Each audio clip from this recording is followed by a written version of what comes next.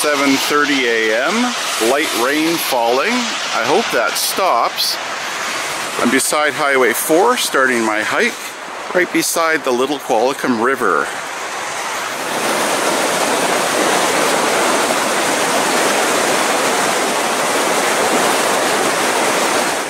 Here's the location of my hike. Vancouver Island on the west coast of British Columbia. The red circle is the rough area. That's Cameron Lake. Here's a closer look at the railways in the central Vancouver Island area.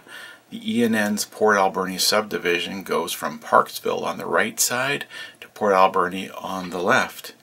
And Cameron Lake is right in the middle in that red circle. Here's a close-up of Cameron Lake with Highway 4 on the bottom shore and the railway on the top side of the lake. On the far right, that red circle is my start and end point of my hike. That's a roadside pullout between two small creek bridges next to Highway 4. On the far left is my turnaround point, about mile 16.1. Those red circles are the bridges and trestles that I encounter along the railway. The true bridge is on the far right, that's Little Qualicum River, and the rest are timber frame trestles, and one of them is actually two because it's separated by a small bit of land. There's the entirety of my route, out and back. I started about mile 12.3, turnaround is about 16.1. That's 7.6 miles return, works out to be about 12.2 kilometers. But it turns out that showing all that in one video would be a video over 50 minutes long, so I'm splitting it into two.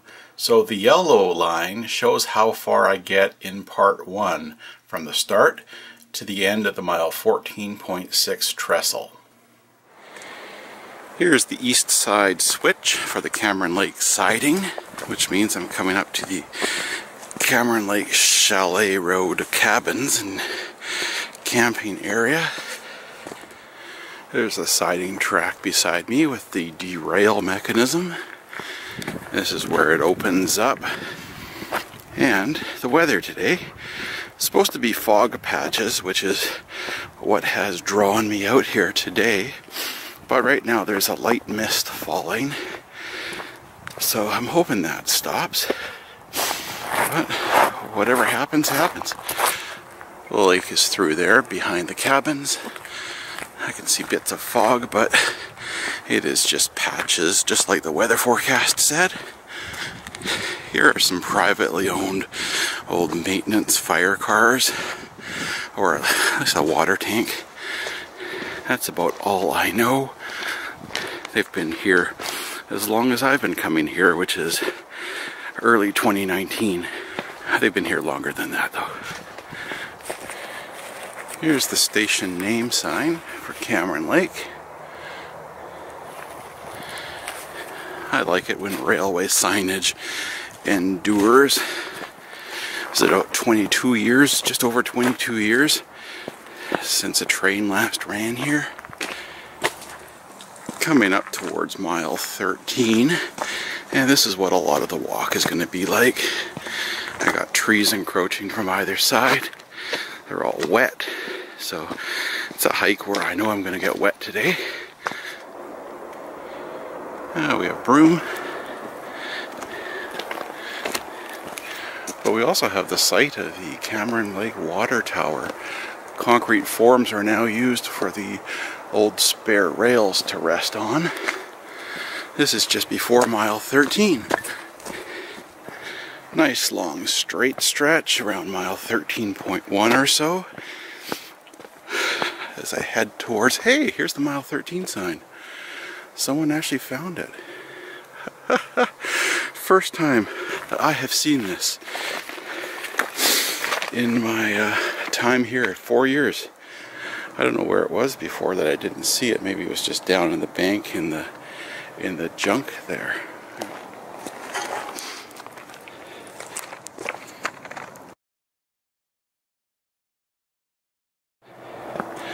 Well, that was a very pleasant surprise. If you've watched lots of my videos before, you'll know that I've got a thing for railway signs. They tell me where I am, and they remind me and everyone that this was and still is technically a railway. And hopefully, trains will run again. That is my hope. In the meantime, I'm enjoying documenting this, keeping it in people's awareness of what a valuable transportation corridor this is. This is a hike here above Cameron Lake that I really enjoy, and I've done numerous times, going all the way past the far end of the lake and back. But I haven't been here for 9 months, since April 2021. And so that's a long time between hikes here for me, and so I'm looking forward to noticing the various changes that have happened in between when I was here last. The main reason why I haven't been here for a long time is, first of all, that I don't come here between May and end of September, in that period of time, because that's usually when all of this broom has got ticks in it. And I don't want tick bites, because ticks are not only just nasty, they can also carry Lyme disease, which is a lifelong problem. And so that has me avoid this for close to half a year. And then this past autumn, October would normally be when I try to get out here, but we had a very warm October, and so there hadn't been a frost, and I wasn't going to chance this broom with the ticks. You know, this broom, I'm brushing up against it constantly, right up to the level of my neck sometimes. And then these last couple months in winter, it's been things like weather. We had some big snow mid-December, so that takes care of ticks, I think. But it would have made walking very difficult and dangerous. And so here I am, middle of January, finally back out here since last time in middle of April. So early January 2002 was the last time a train ran through here. It was going eastward, taking some items from the Port Alberni mill back to the east side of the island. I think the mill switcher locomotive was the main item of that. A few days before, in late 2001, was the last train going westbound.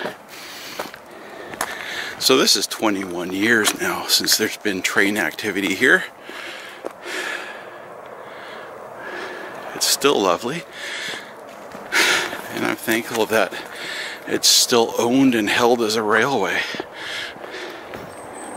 When I'm walking through here and seeing what you're seeing, I'm also visualizing the history of it when trains were running. I'm considering all the beauty around, I'm considering all the potential.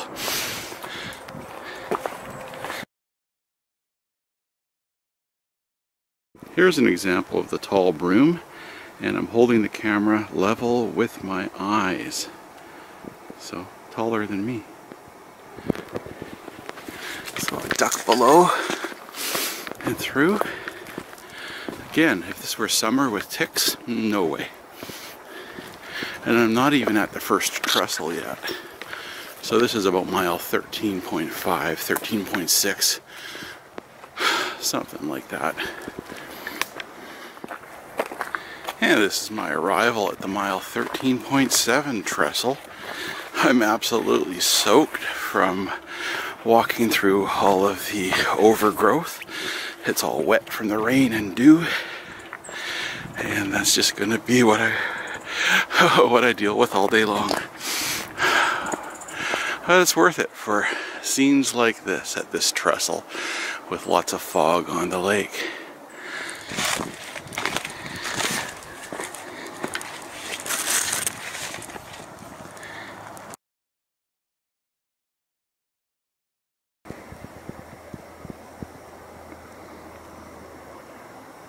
fog is nice.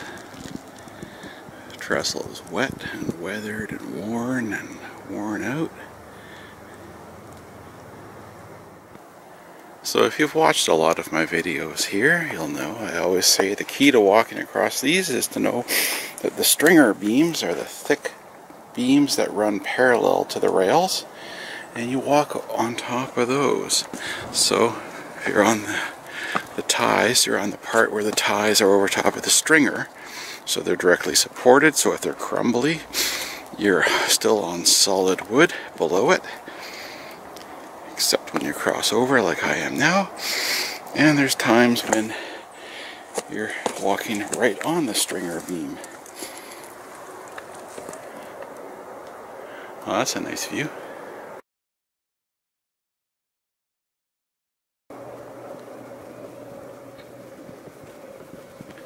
It's a nice scene. I'll show you where I am. Tripod resting here. I have my feet on the stringer. I'm in an area where the ties aren't so good. Lots of gaps here. Looking back east.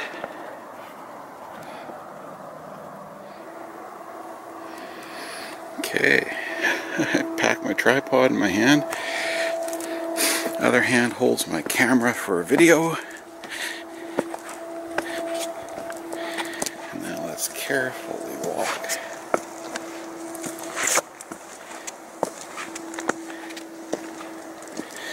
So this is the mile 13.7 trestle, and it is twinned with the mile 13.8 trestle, just beyond a short gap of built up land with a retaining wall. Very short.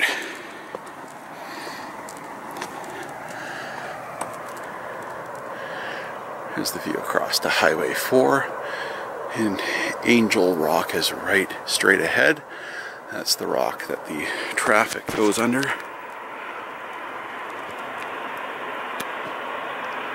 Right where that truck is. There's Angel Rock. You gotta duck when you go around. So here's a nice gap in the middle of the trestle. So again, simple.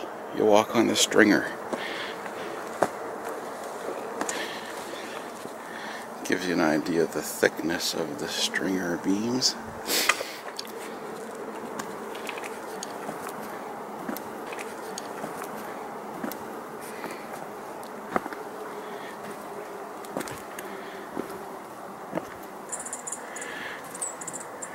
And at the end of this trestle, it's pretty poor up top with the ties, but really easy to see the stringer beam right there.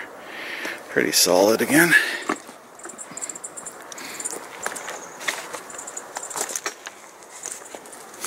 That's where my feet are.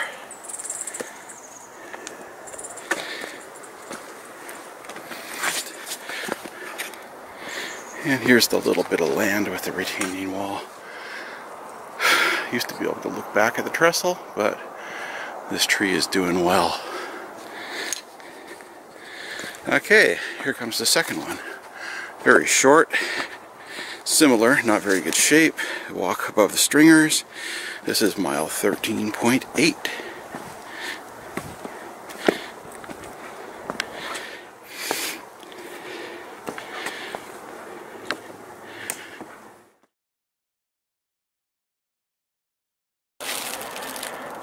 Okay, leaving these trestles behind, and it's a short walk to the next one. But we have some obstacles. We got some rock and we got some trees. Pretty good rock came down right here. This is in the last 9 months, sometime during 2022. Came down from up there. Yeah, there's trees and other debris ready to come down as well. And some big guys. And little guys. I'm curious how much more of this we'll see. From what I've heard from people that worked this railway, like Mr. Jim Sturgill Sr., Rockfall in this area was a constant thing. constant thing since the very beginning of the railway here in 1911.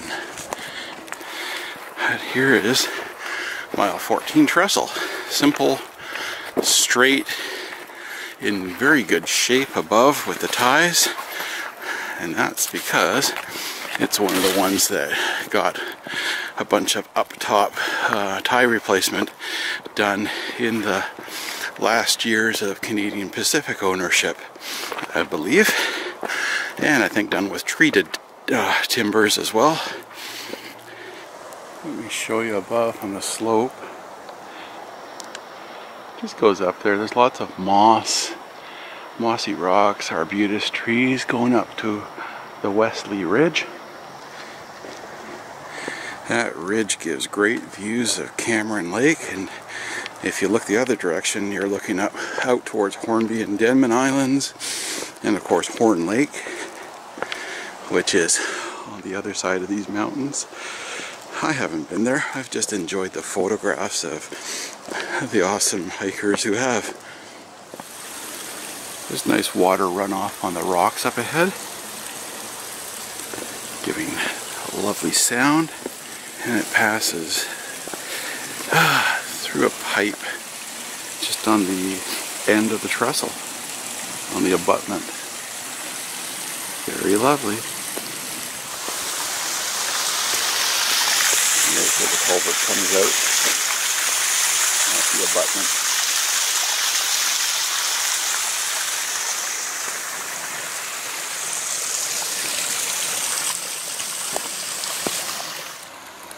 The lake is beautiful here at mile 14. If you look down, you can see the lake shore far below us, and here's the edge. Okay, let's continue this railway walk. Note to self, based on all this broom, quite thick and tall in a lot of places, this is definitely not a place to come hiking between May and October because of the ticks. I shudder to think of how many ticks you'd get on yourself walking through this, pushing past it all. So if it's not ticks in the summer, you get completely soaking wet in the winter. I'll take the wet over the ticks. Alright, this is about mile 14.55, almost 14.6. So for you railway fans, that means that the grand large trestle at mile 14.6 is just around the corner. So this is one of those times of anticipation, excitement, because in just a few moments I'm going to see one of my favorite places on Vancouver Island, guarded by all this broom. This is a spot where I will linger for a bit this morning, enjoying the foggy view of the lake and the loveliness of the old trestle structure. Oh yeah. First of all, it's still here. It's still up. I'll see about fire barrel platforms, which are disintegrating. Various ones I've used as photo perches before, standing out on them. See if that's still a smart idea or not. Not all of them, obviously.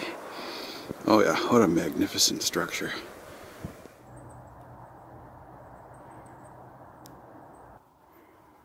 It's always fun starting video from this angle.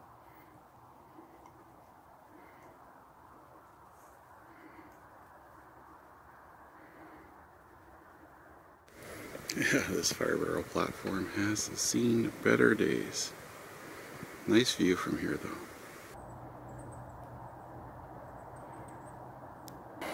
Yeah, let's walk this one.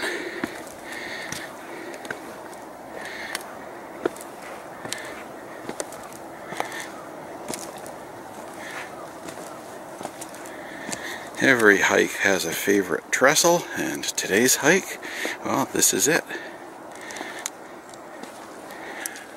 It's long, it's got a curve, Lovely views. Oh yeah, I like that. It's just amazing.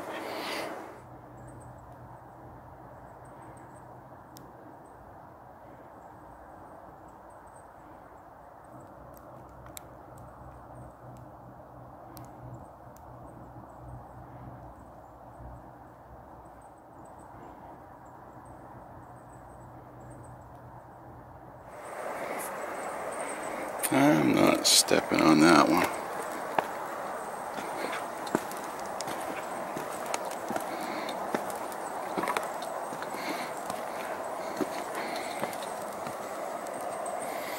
Yeah, it's so beautiful.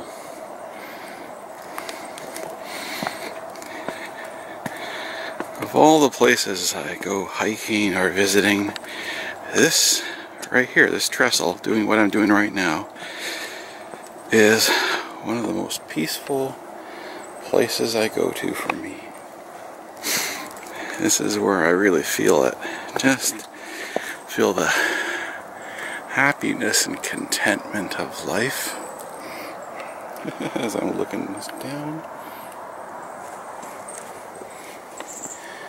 It's the stringer beam. I'm standing on the one on this side, and very thick, solid. But yeah, this is where it's at for me. I really like this. That's an understatement. That one's in poor condition. They all are. There were 3 on either side, and now there's only 6 in total. So now there's only 5 that are up. Far end on the left is down, and that's just what happens.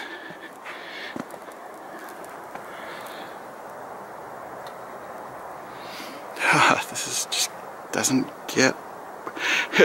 get boring for me. It doesn't get old. This is just so amazing. Looking back where I came from, some sunlight. The far end, trying to work through the clouds and fog.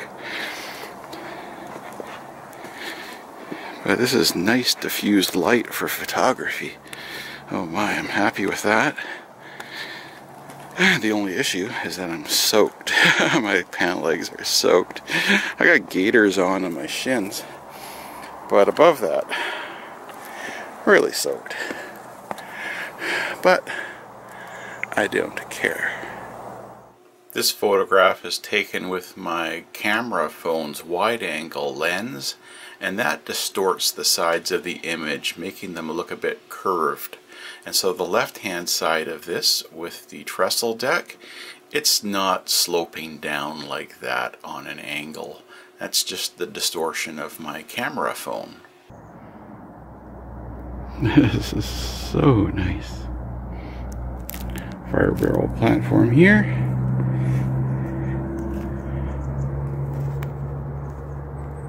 Oh yeah. There's some timber happening here.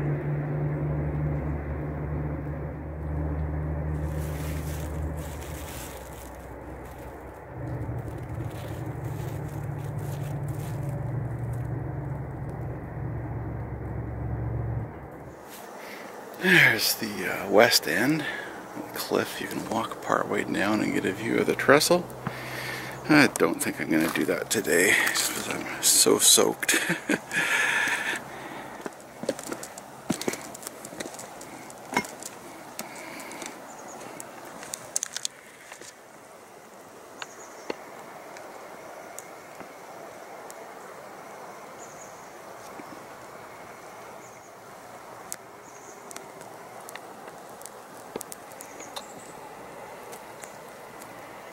Nice.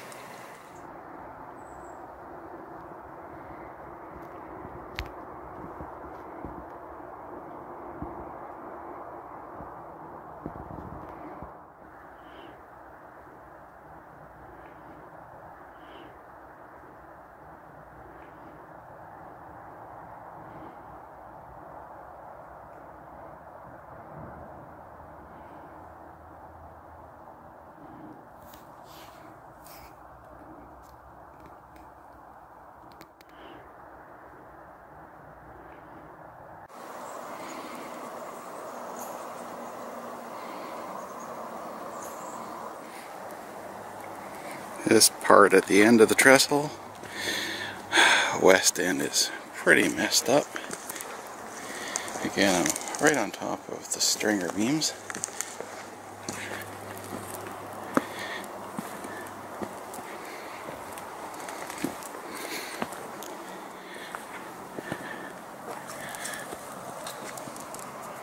Oh yeah.